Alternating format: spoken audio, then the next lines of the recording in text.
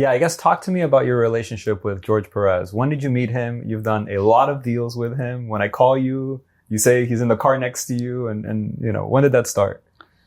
So I met with a friend of mine and a business partner about 12 or 13 years ago. We did our first deal with Jorge Perez and with the family, with the Perez family and the related group. We became very close friends, doing a lot of deals together. There is a lot of trust between us. And we're trying always to keep it in between the families, like George's family, my family. I own the business along with my wife, Liat. She works with me as well, as much as she can. As a mother to 8, it's not easy, but we own the company together. Yeah.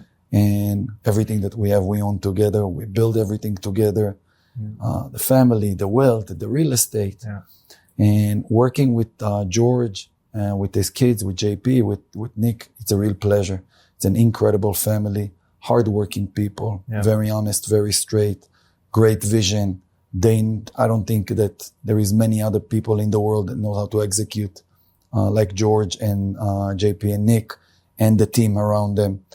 Today, it's like normal when we're getting a deal done. I'm picking up the phone, I'm calling George or calling JP or calling Nick, offering him the deal. If they like it, we'll do a deal. If they don't like it, we'll move on. Yeah. But we became very close friends, very transparent relationship. And it's easy to do the next one and the next one when you have already the relationship in place. Yeah, I've seen people offer you in the past different relationships and things like that. Not that you've only exclusively worked with George your whole career, but you typically say like, I want to work with George if I can. And you give him priority, I want to say. And it's interesting to just see, a lot of that loyalty over the years, which is something I know we talk a lot about. So we do have other partners that we do business with, great partners, a lot of smart people that we do business with. But with George, it feels a little bit more different than the others because we became a very close friend and we trust each other. George saying that I have a very good nose and very good instinct on finding properties. He's calling me the optimistic one. And I like it when George sometimes is the pessimistic one and we putting together, we brainstorm together and he say why the deal is not good. And I say why the deal is good. And together we either agree to proceed or not. But in addition to George, we have a lot of other good partners like Coulter, Bobby Julian and his team, amazing people to work with. Peb Enterprises, Ian Winner, incredible guy. We became very close friend. Lennar. And we're trying to do a lot of deals with a lot of good partners that can help us to execute, partners that we can trust, partners that have big infrastructure in place that we can be focused on getting the next deal done. Mm-hmm. And we prefer to make less money. It's like my wife always tells me, I don't want to make 100% of the profit. I prefer to make 50% of the profit, but we will have someone that will share with us the risk, the work, the day-to-day, the headaches, the obligations, the operations. And I think it's a good structure.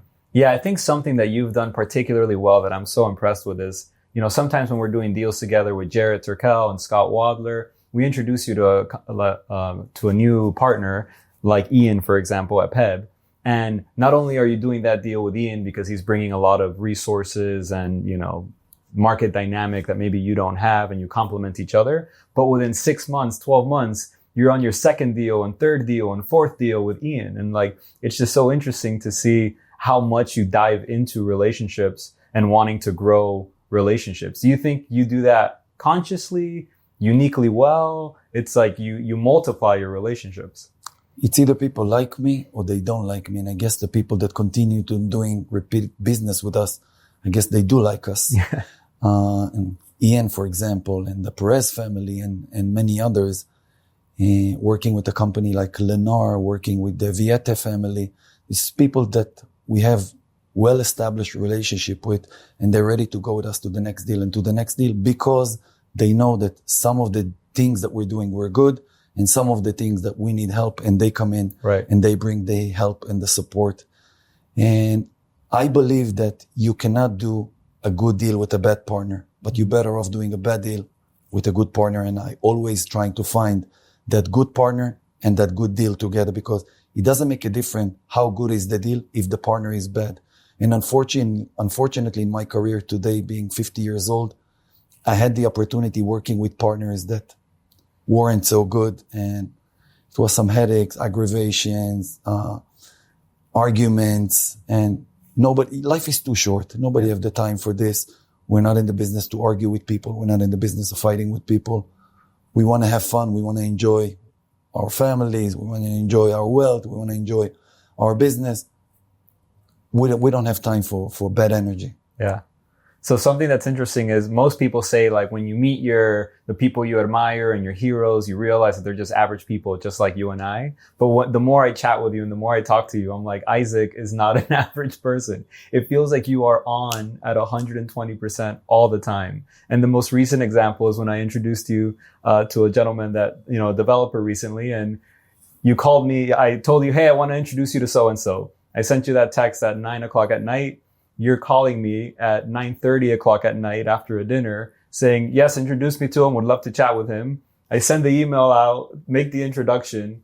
You reply to that email at 10:00 at night. That other developer replies at 10:30 at night. And it just seems like you're always on 24/7. We've had conversations that you send me something at 11 p.m. and we're still talking at midnight. And how, were you always like that since you were 20, or did it speed up? Does it slow down?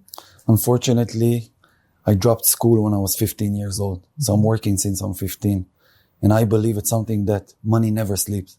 It's like, I'm always working. Yeah. Thank God that I'm observing Shabbat. And this is the best 24, 25 hours that I have to spend time with my family.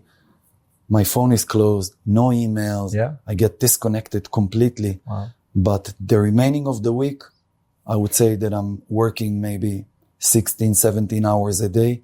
The people that knows me and very close to me, and you have the opportunity working with me, I don't sleep more than 4.5 hours a night. Anyway, so I'm always working. 24/7. Always.